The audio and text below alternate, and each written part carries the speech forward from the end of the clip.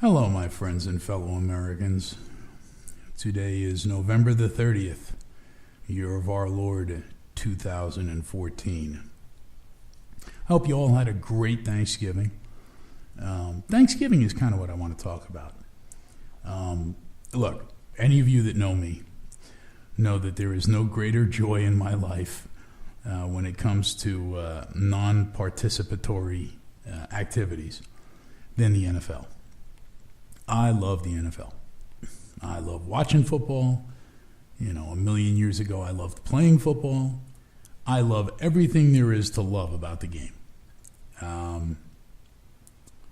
And to a certain extent, I listen to people talk about, Thanksgiving is about turkey and football. Well, yeah, it is.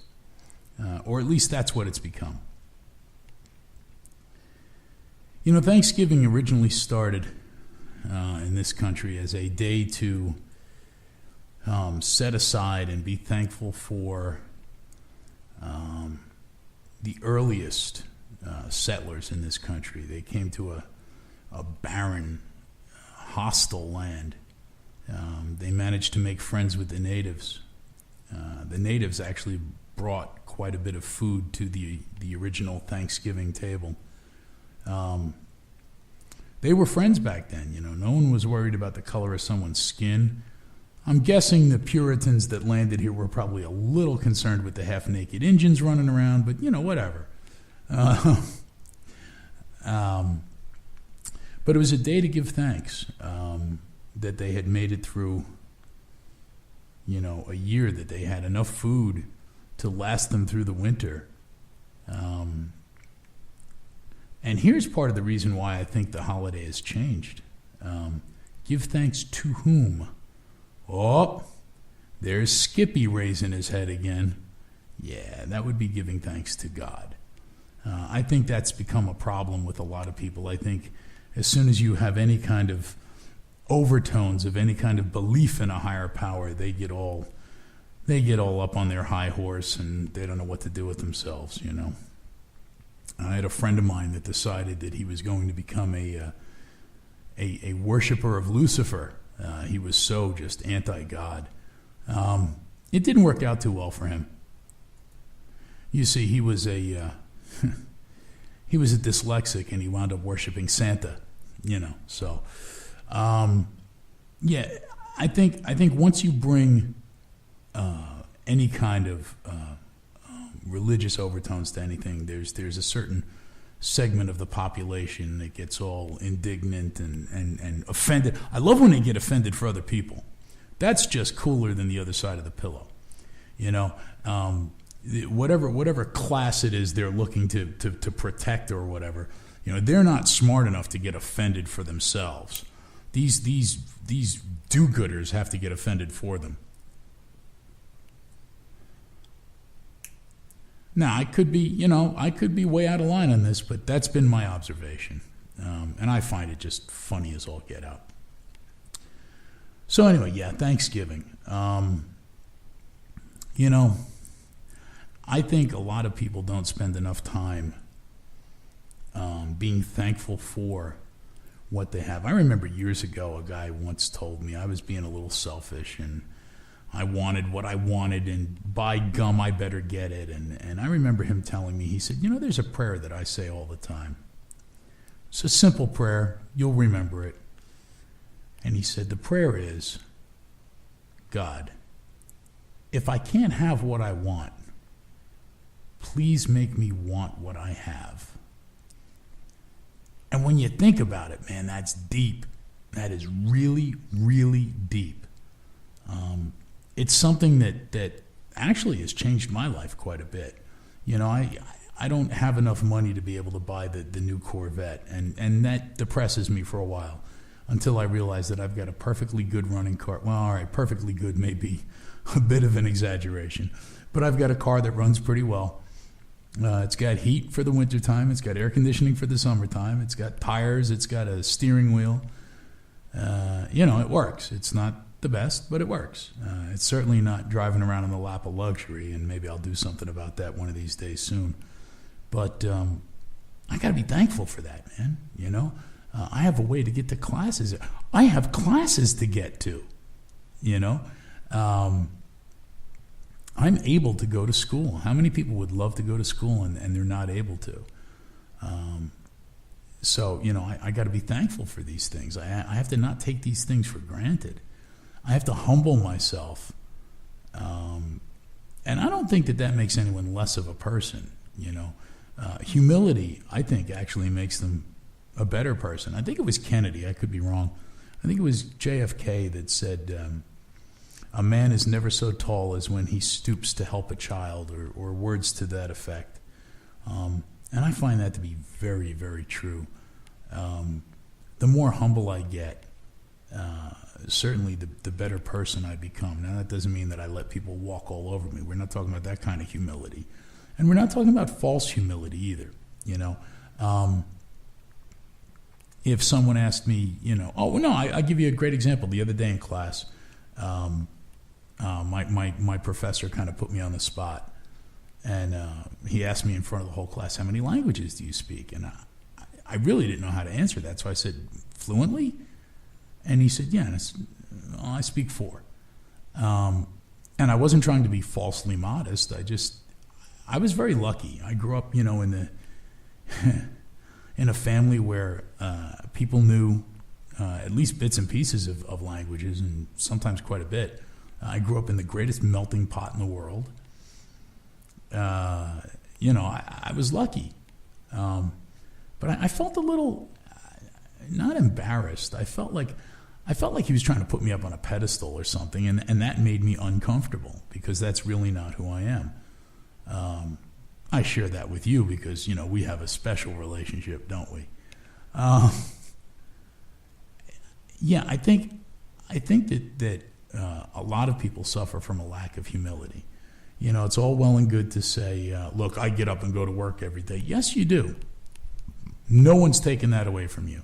I'm not going to be the president and say, you didn't build that. Okay, but remember that the reason why you're able to get up and go to work is because you're healthy, and you have a car, and you have a roof over your head. And yeah, okay, work sucks. I'll probably grant you that. But it certainly does help you, you know, do things like buy stuff, you know. And a lot of people, they lose that. You know, I got to get out of bed and go to work. Dude, you're lucky. You are so lucky. What, are you kidding me? How many people in this country would love to work and they can't? And I'm not even talking about, forget people that they can't find a job. I'm talking about people that can't. Vets who've come back missing limbs and fingers and feet, and I bet they'd love to work, wouldn't they? How do you think about things like that and be that selfish, you know? And again, I think it goes back to, you know, they're afraid of who they have to thank, and that would be God. I hesitated to say that because, you know, I'm going to lose some people right off the bat. I think maybe we'll just start calling him Skippy. Maybe we'll do that. Maybe from now on I won't refer to God, I'll refer to Skippy. But I took some time this weekend, and I kind of took some stock, and I evaluated, and, you know, I've got a lot to be thankful for, man. Got a great lady in my life. I'm going to school. I have the ability to do that. I've got most of my digits, all of my limbs. I'm not the ugliest guy on the planet. You know, no one's going to ever mistake me for Bruce Willis, but there you go. I have these creature comforts and these opportunities, and I need to recognize that's only because of the grace of Skippy. I don't think enough people do that, and I think that's where I'm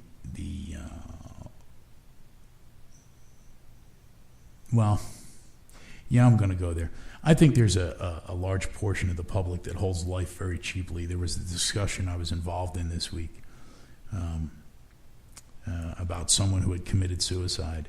And I noticed that the same people that are anti-death penalty but pro-abortion were screaming about how you can't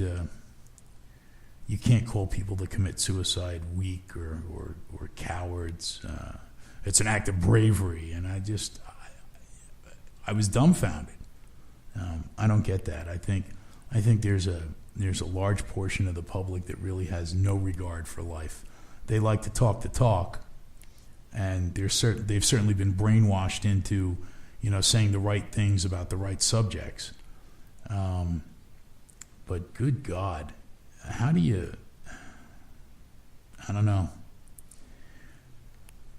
How do you hold life so cheaply? And then, if you do, how do you really and truly, in my estimation, get humble and get thankful?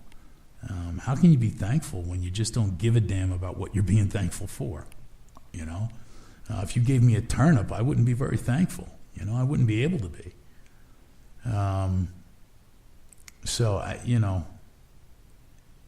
don't know. I don't know. It's a very confusing situation. I would like to make one announcement. I have, not too recently, but a little while back, I restarted the website. I had a website for years. It was originally called True Press. It was originally called Veritas. Now it's called True Press. You can find it at www.truepress.net. I'm going to start getting back into that also. It's been very difficult with school. I've got a pretty full schedule. Plus my English composition class is just killing my ability to write these days, but that's a whole nother issue. I've restarted that website. I'm looking for people of all different viewpoints to contribute. Not too many people now. I don't want to have a whole mess of people's work that I have to edit and code for HTML and post it up and blah blah. I don't want to get into all that. So what I will do is anyone who's interested, put a comment here that you'd like to write for the site. Let me know your basic philosophy. If it's a political one, if it's a religious one, whatever. Give me some kind of an idea where we're coming from. I don't want 8 million voices on one side of an issue and one lone voice crying out in the wilderness. But leave me a comment here, and I will definitely arrange. Some way that we can get in contact. Maybe I'll give you my Skype information or email, whatever. We'll work something out. I think we can send messages here on YouTube. I'm not sure. I am eventually going to be posting my videos to my website. I'm getting ready to expand that a little bit. It'll make life a little bit easier. I don't know if I'm going to get away from the writing entirely. I don't think that's very smart. I think I need to stay with the writing. But I do enjoy doing this also. So, there's differences in each. I think I have a little bit more freedom here, only because my sense of humor translates a lot better in voice than it does in text, unfortunately. So maybe I'm not that good a writer. But they're different. They're different endeavors, and I enjoy them both. I really and truly do. And I really would like to get the website off the ground. I'm not going to promise you that you're going to make $1 million, because you're probably not. I mean, you never know. If we build the website correctly, you might get exposure that might eventually lead you to that $1 million. Who knows? But you're not getting it from me. So yeah, get in touch. Let's see if we can get that done. And I want to thank Josh for getting me through another one. And so, my friends, until we're together again, may you be safe, may you be healthy, and may you be loved. And until then, may God keep you in the palm of his hand, whether you believe in him or not. Peace.